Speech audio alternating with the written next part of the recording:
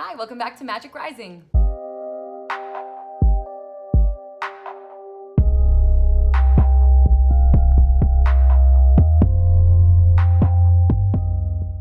Okay, the last video I posted, I talked about the CMA Virtual Samhain Festival coming up on the 17th, this Saturday. And I talked a lot about the different workshops that were being held and hosted by different members of CMA. Well, it wouldn't be a CMA festival if we didn't have rituals. When we could gather for the physical festivals at Spirit Haven, we'd have a lot of those awesome community-based public rituals. And so why not the virtual festival too? And so I'm gonna get into a little bit about what rituals I'm seeing and what rituals you can expect during the festival this weekend. All right, let's start off at the beginning.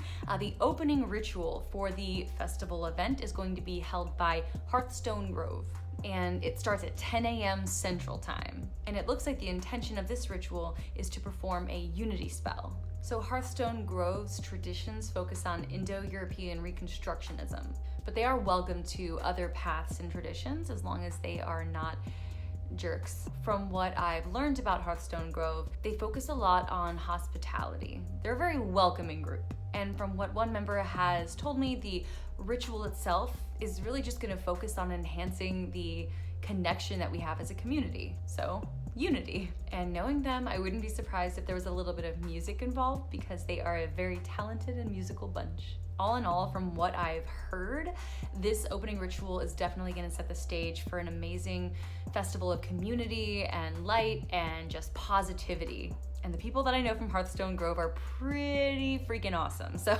I'm looking forward to seeing what they do bring as far as that opening ritual energy. And if you want to know more about this amazing opening ritual they have planned, go join CMA and attend the festival. Okay, the next one I'm going to talk about is pretty interesting. It sounds interesting to me because of my limited experience with it, but it is a Gnostic Mass read-through. And so I could talk about my limited understanding and experience with the OTO and ceremonial magic, or I can defer to one of the people who are going to be helping out with it. So take it away. We're going to do a read-through of the Gnostic Mass, and it'll be presented from our humble homes. We don't have a temple space that we can use right now for obvious reasons, and there's nothing like doing it in person. So it'll be a while before we can do these things in person, but we do what we can virtually. We're just doing it with the priest, priestess, and deacon, and the priest and priestess live together so they can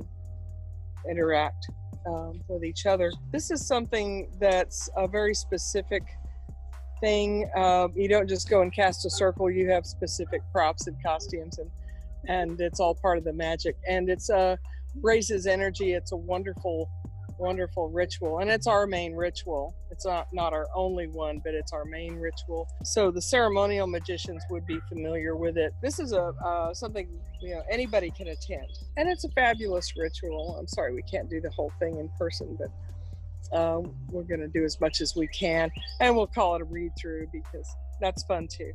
So if you're curious about that sort of ceremonial magic, definitely check that out. All right, next up we have the safety services ritual. So on site, when we have physical festivals, those can't be accomplished without the work of volunteerism. Anytime you go to the festival, you submit 2 hours of community service in order to have the festival run. It's a membership community-based festival. One of those teams is the safety services team. They're there to really help make sure that everyone is safe and healthy and happy during festival, and answer any questions to help people out, and mostly really just to keep CMA safe. It's super exciting to see them on the roster for the rituals for the virtual festival, because even though they can't contribute that volunteer time like they would for the actual physical festival, they're going to basically reaffirm their commitment to CMA through a virtual ritual, because it's all about community. And this next one definitely hits home for the reason for the season of Samhain. It's the Sanguine Fire ritual hosted by Ken Link. Ken was able to chat with me for a little bit about what the energy is going to be like and what more to expect from this event. And so here he is. Ever since 2014, I have been doing Sanguine Fire at Samhain in the Dragon's Nest, which is the perfect space because it's secluded, it's small, and we share not only our stories but our libations and our energy with each other. We share our fire, our warmth, not only physical warmth, but spiritual warmth, and all that energy just coincides to where our departed loved ones can be there at Samhain when the veil is so thin. This story share, which I have come to call Sanguine Fire, because it's a sacred blood fire, which we share our stories of our ancestors who have passed away.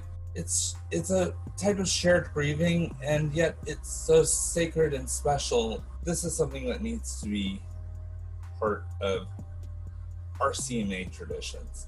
Our CMA needs an outlet like this.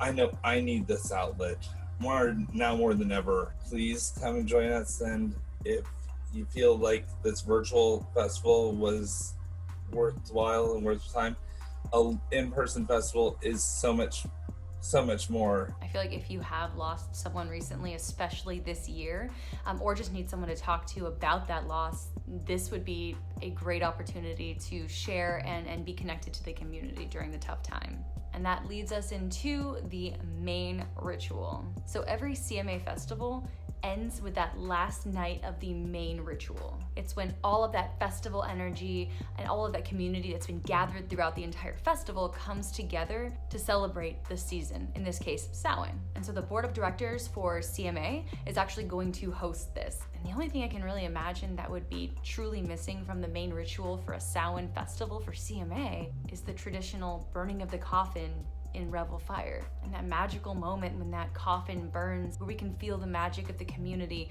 coming together, focusing on that particular energy, which just screams Samhain. Oh man, that would be really cool if they could have figured out a way to make sure that something like that was included in the main ritual for Samhain.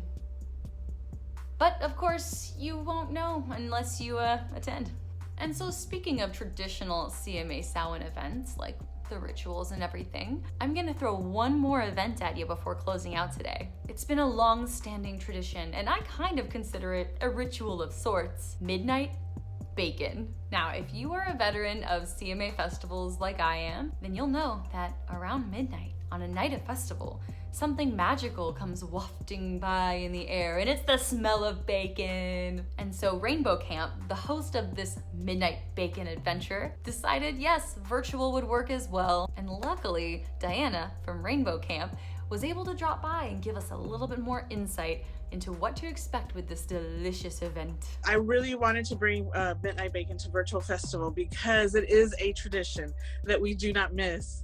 And obviously we don't miss it because Rainbow Camp, we did have a online Midnight Bacon for last Beltane because we all missed each other and we have to see each other. It's like, this is our one time where we're our family, we get together and, you know, we cook bacon. We start like maybe about 10 o'clock and we cook until midnight when it's served, because there's usually about 30 to 40 pounds of bacon that go into this.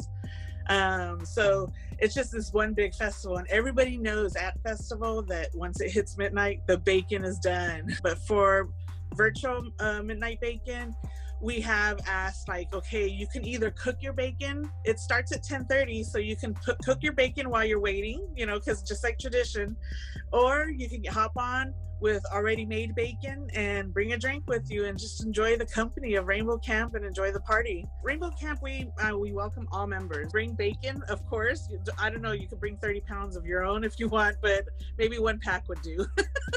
Depends on how much, you know, bacon you want to eat that night. And just bring yourself, bring your personality, your humor, everything. We're just there to have a good time and talk and chat, catch up. I can practically smell the bacon right now. And Midnight Bacon is the last event of the festival. So what a delicious end to a great, unprecedented, first time attempted CMA Virtual Festival. All right, folks, thanks so much for stopping by Magic Rising, and look forward to some more videos highlighting the guest speakers, as well as the musical guest, and even a video highlighting some of our CMA members from Vendors Row.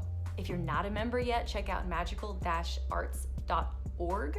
And if you have any question about what it's like to be a member, feel free to reach out. You can reach out to me, you can reach out directly to the board of directors. Okay, get on out of here. Go register for CMA membership, and I'll see you later.